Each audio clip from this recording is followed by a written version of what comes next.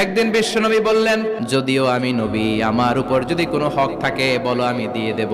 কোন সাহাবী দাঁড়ায় না, এক সাহাবী দাঁড়িয়ে বললেন, নবী, যুদ্ধের ময়দানে চাবুক চালানোর সময়, লাঠি চালানোর সময় এক কাফেরকে মারতে যে আপনার লাঠির বাড়ি আমার পিঠের মধ্যে পড়েছে, আপনার পিঠে আমি লাঠির বাড়ি মেরে এটারে শোধবোধ করে দিতে চাই। এই বললেন, আসো তুমি এসে আমার পিঠে লাঠি দিয়ে চাবুক দিয়ে বাড়ি মারো।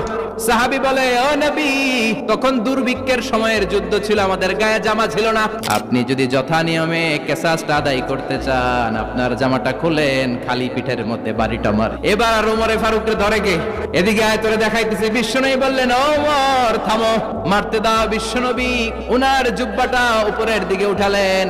ওই সাহাবী বিশ্বনবীকে পিছন দিক থেকে জড়িয়ে ধরে ওই মোহরে নবুয়তের মধ্যে চুমু দিয়ে ফেলেছে। সাহাবী বললেন, নবী গো, এই নাটক করার জন্য আপনি আমারে মাফ করে দিয়েন। অনেক দিনের সাধনা, জল্পনা কল্পনা, আপনার মোহরে নবুয়তে আমার ঠোঁটটা আমি লাগাবো।